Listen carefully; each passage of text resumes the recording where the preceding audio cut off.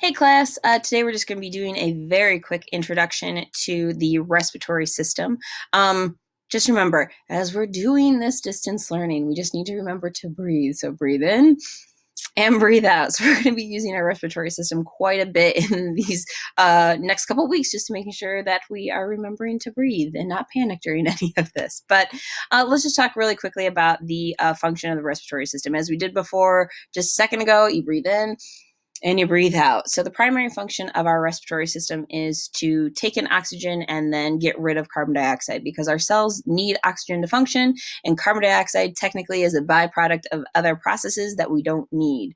So what we do with this is we basically are doing the gas exchange. That's really important in our cardiovascular system, because if you remember, our heart pumps blood to our lungs and it picks up oxygen there, and then eventually it'll go out to the body, deposit oxygen, pick up carbon dioxide, and then that carbon dioxide is the carbon dioxide we actually breathe out. So these two systems of cardiovascular and respiratory are very closely linked. And if you think about it, it makes sense because your heart is located in the center of your chest, and then you have your lungs just sitting right a little bit on top of it and next to it.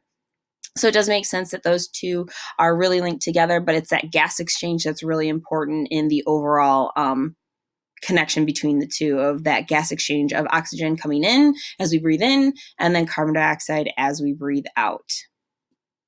So later this week, we'll be focusing on the other parts and structures of the respiratory system. Today, I'm just going to focus on the main one, and that's our lungs. So that's really the main organs of our respiratory system. We have two, and they're located in our thoracic cavity or our chest cavity. There is one that sits on either side of the heart. So if you put your hand kind of in the middle of your chest where your heart's located, your lungs basically kind of sit a little on top of your heart and then around it on either side. You do have your ribs that cover a majority, well, really, if not all of your lungs. They're kind of sitting in that little cage or your thoracic cavity that's built with your ribs. There is a difference between your left and your right. Your left one only has 2 lobes, while your right one has 3. If you remember, your heart tips slightly to your left hip. So in order to do that, it does have to have space to accommodate for that. So your left one is technically a little bit smaller than your right one, just in the fact that it has 2 lobes versus 3 lobes. When we breathe in, our lungs do expand, and so does our chest cavity.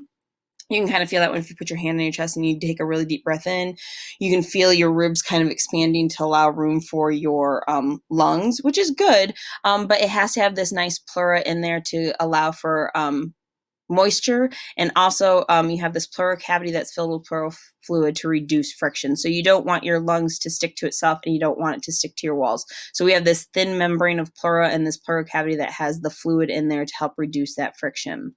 So just to give you kind of an idea of what that kind of all looks like, we have an image of what our lungs look like, and you can see that our right one, and again, remember, this is anatomical position, you have 3 lobes versus 2, so you don't have that middle lobe. You end up only having a superior and inferior lobe.